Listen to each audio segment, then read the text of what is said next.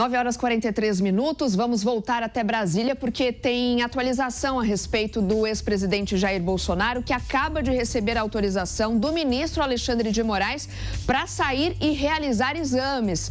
Vamos conversar com o Igor Damasceno, que tem mais detalhes para a gente. Oi, Igor.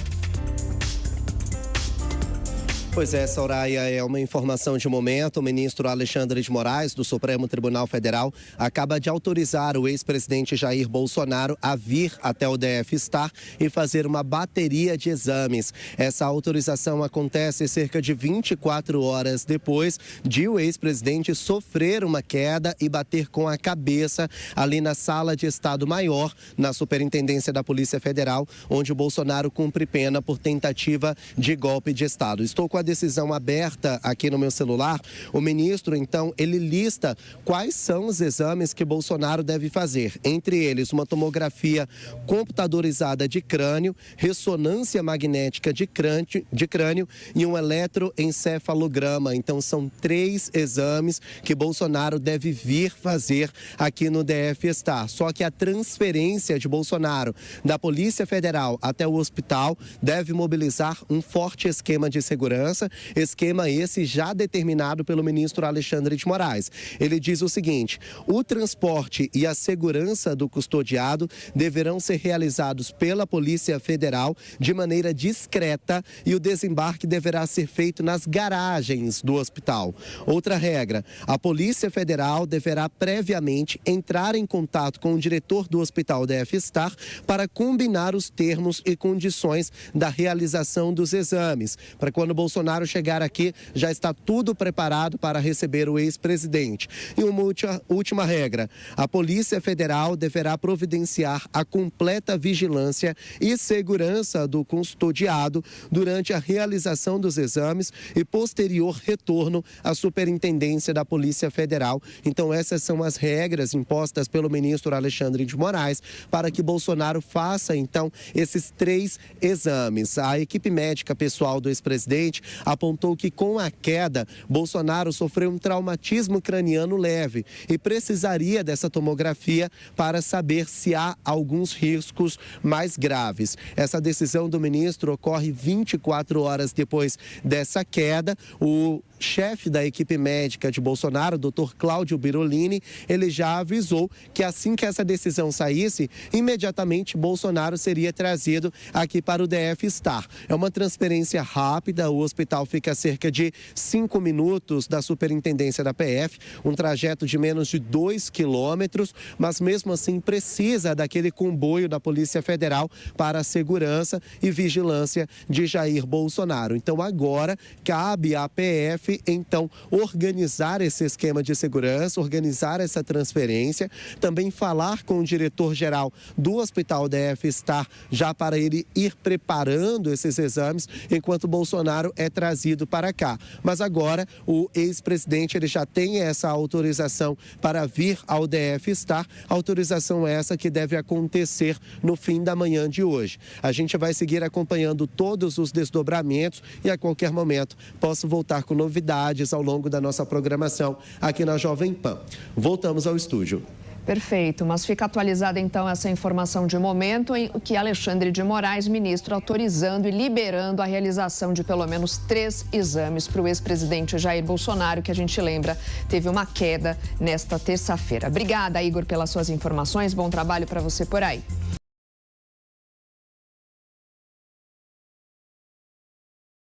Michele, por gentileza, você poderia conversar um pouquinho com a gente?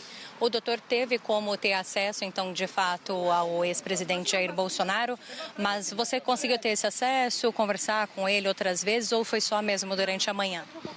Não, lembrando que eu só estive com ele pelos 30 minutos que eu sou autorizada.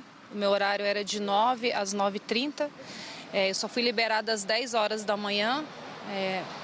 Pelo que tinha acontecido, a gente não sabia até então o que de fato tinha acontecido com ele, pelo atraso da visita. Chegando lá, eu vi que ele estava com esse hematoma no rosto, com o pé sangrando. Estava um pouco lento nas respostas, tentei conversar, mas ele não lembrava de nada. E ele me falou que sabe que caiu mas não lembra, não sabe por quanto tempo ficou caído, não lembra quando acordou. A gente tem a primeira medicação dele que é feita às 8 horas da manhã. Então, abriram a porta do quarto às 8 horas da manhã. Então, a gente não sabe por quanto tempo ele ficou desacordado, se ele teve algum trauma, se ele teve algum dano neurológico. Essa é a nossa preocupação, se tem algum coágulo. Ele já tem 70 anos de idade, tem comorbidades, está tendo todos os seus direitos violados. Então, assim, é bem difícil e bem preocupante, porque o hospital está do outro lado da pista, mas até agora ele não pôde ser liberado para receber esse atendimento. Então, isso nos preocupa bastante como família, como esposa.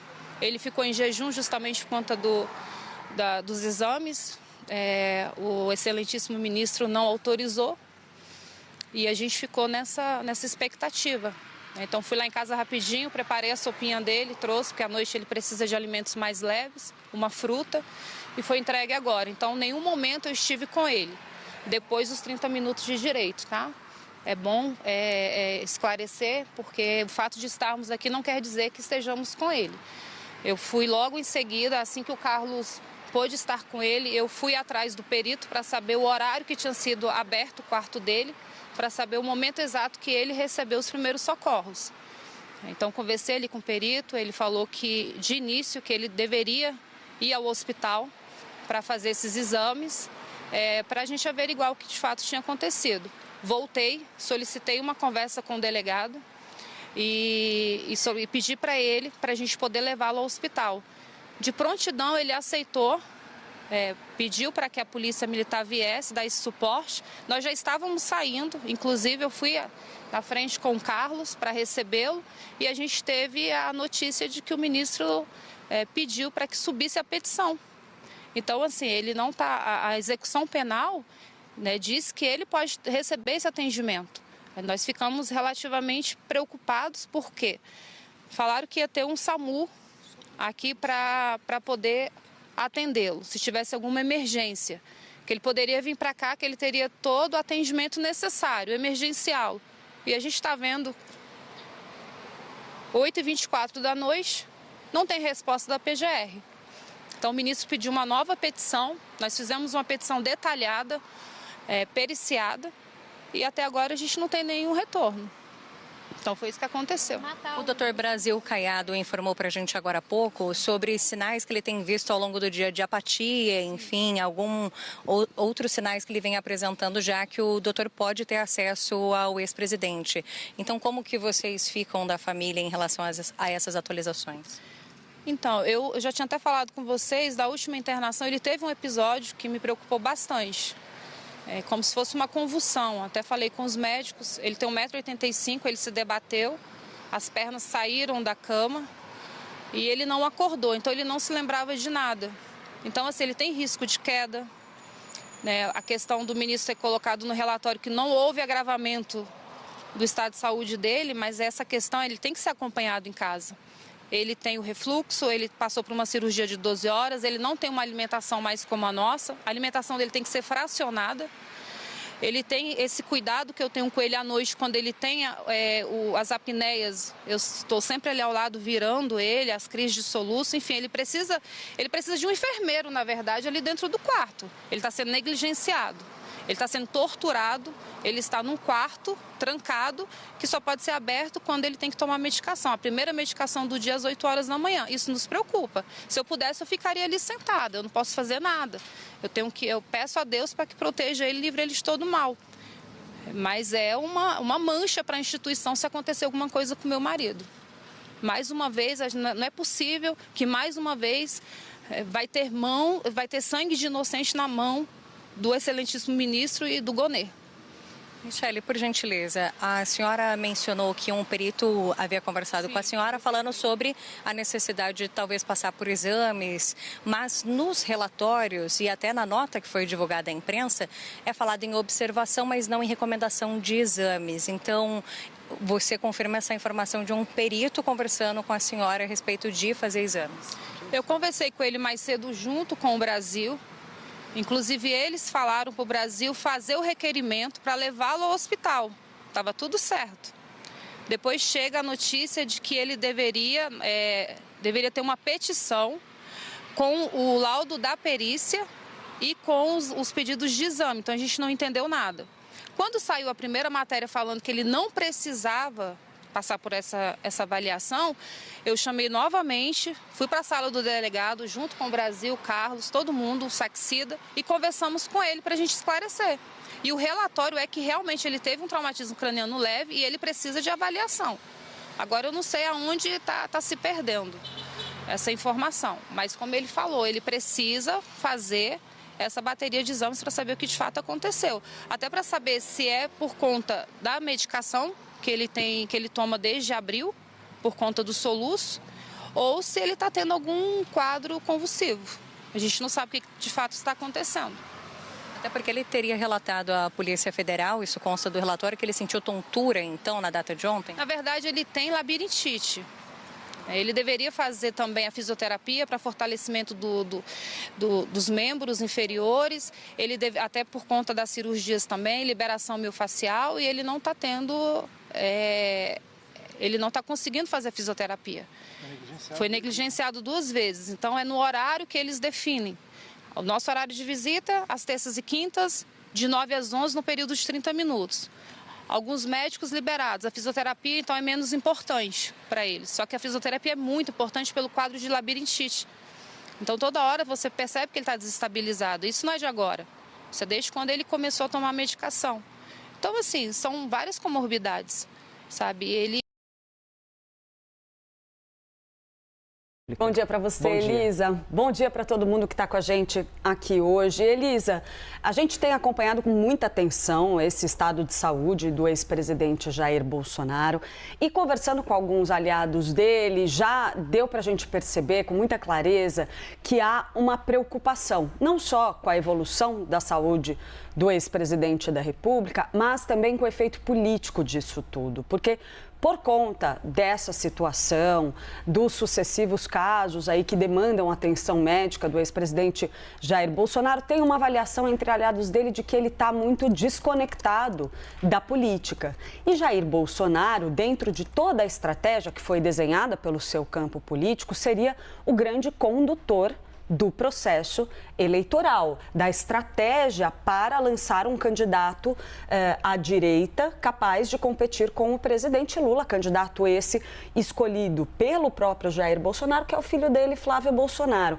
Então, o entendimento que existe ali, num grupo próximo, inclusive, do ex-presidente, a gente está falando aqui de algumas pessoas que foram aliados fiéis de Jair Bolsonaro e que se mostram ali, sim, preocupados com o efeito dessas questões de saúde na capacidade dele de se dedicar a essa articulação política tão necessária neste momento. Então, você tem, numa ponta, claro, a preocupação com o estado de saúde de Bolsonaro, Sim, a capacidade dele de reagir, de se recuperar aí diante da situação de saúde que ele enfrenta, mas tem uma preocupação. Olha, começou o ano eleitoral, como é que fica agora? A gente tem um ex-presidente que está tendo que se dedicar muito mais à sua saúde.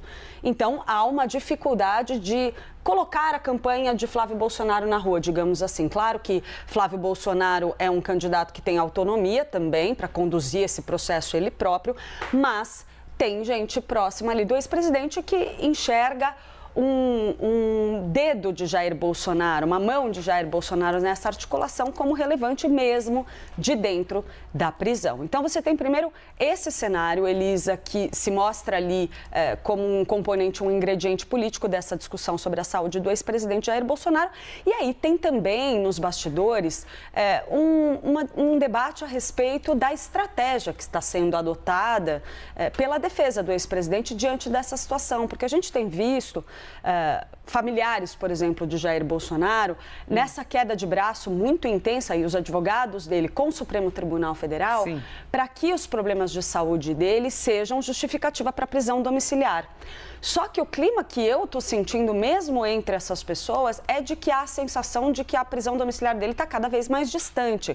E o discurso da família chega a incomodar até quem apoia Bolsonaro. Por exemplo, Carlos Bolsonaro chegou a falar publicamente em tortura do seu pai pela situação de saúde que ele atravessa dentro da prisão. Mas ele está tendo toda a assistência médica garantida pelo nosso sistema jurídico e prisional. Isso está sendo administrado, sim, pelo ministro Alexandre de Moraes, que é relator do caso, mas ele está tendo assistência médica. E considerando o histórico de Jair Bolsonaro, questões relacionadas à ditadura, aquilo gerou, inclusive, um incômodo político dentro de certos grupos, de que isso favorece uma retórica contra Jair Bolsonaro. E pode até entrar numa esticada de corda com o Supremo Tribunal Federal, dificultando a prisão domiciliar que tantas pessoas acreditavam lá atrás que poderia ser concedida rapidamente ao ex-presidente. Então, a equipe médica continua tentando, inclusive, né? Bom, não digo a equipe médica, mas a equipe médica oferece a ferramenta para a defesa, né? De, olha, realmente tem uma vulnerabilidade. Ninguém tem dúvida, Elisa, de que Jair Bolsonaro tem limitações de saúde. Ele passou por inúmeras cirurgias, ele foi esfaqueado na campanha passada. Enquanto ele era presidente, ele passou por diversos momentos em que foi necessário ele parar, cuidar da sua saúde, receber atendimento médico. Então, ninguém questiona que ele tem argumentos que possam justificar a prisão domiciliar. Mas, sim, a gente está vendo uma queda de braço para viabilizar essa prisão domiciliar que não está surtindo o efeito esperado pela defesa de Bolsonaro. E a avaliação, inclusive, de aliados do ex-presidente é que isso pode estar gerando prejuízos políticos para o bolsonarismo como um todo. Então, vamos esperar para ver como isso vai evoluir, mas existe sim esse desconforto, digamos assim, dentro de parte do bolsonarismo com a forma como essa questão está sendo tratada. Vamos lá, se esse imóvel fosse seu... E olha, os influenciadores alinhados a ideologias de direita, Rony Gabriel, vereador do PL em Erechim, no Rio Grande do Sul, e a jornalista Juliana Moreira Leite, eles afirmam ter recebido propostas para divulgar nas redes sociais a narrativa de que o Banco Central teria agido com pressa ao decretar a liquidação do Banco Master. A encomenda envolvia a divulgação de uma reportagem do portal Metrópolis do dia 19 de dezembro, uma reportagem que aponta indícios de precipitação do Banco Central. Tudo isso segundo despacho do Tribunal de Contas da União. A ideia era publicar vídeos questionando a decisão do Banco Central e reforçando a posição do TCU, Tribunal de Contas da União. Nenhum dos dois aceitou o trabalho.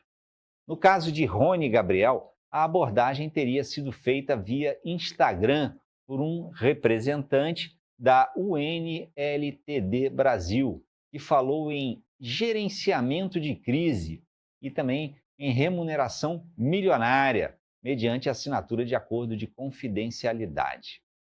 Documentos apontam que a ação era chamada de Projeto DV, em referência ao dono do Master.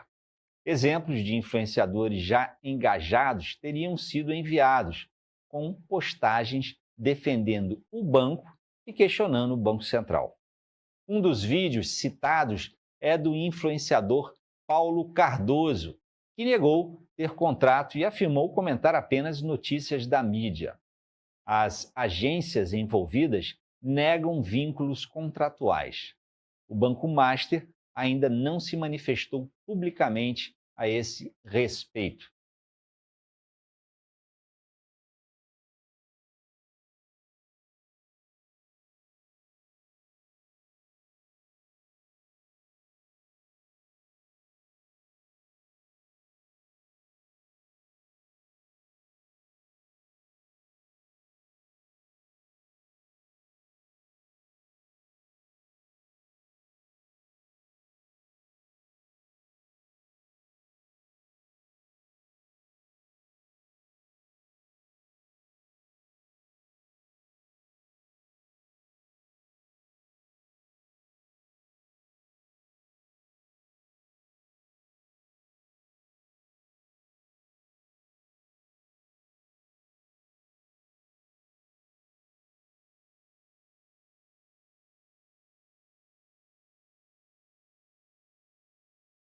Uma eventual administração norte-americana da Venezuela pode colocar nas mãos dos Estados Unidos investimentos em infraestruturas construídos pela China ao longo de décadas. No sábado, ao anunciar a captura de Nicolás Maduro, Donald Trump afirmou que os Estados Unidos governariam o país até que fosse feita uma transição, abre aspas, segura, adequada e criteriosa, fecha aspas, sem determinar a realização de eleições a curto prazo. A China é hoje o principal competidor comercial dos Estados Unidos e controla boa parte da infraestrutura venezuelana, especialmente nos setores de petróleo e telecomunicações. Desde o início dos anos 2000, quando Hugo Chávez chegou ao poder, Pequim financiou o desenvolvimento da indústria venezuelana em troca de petróleo, somando cerca de 67 bilhões de dólares em aportes entre 2000 e 2018. No setor petrolífero, a principal presença chinesa é a Petrocinovesa, uma joint venture criada em 2008 entre a estatal venezuelana PDVSA e a chinesa CNPC,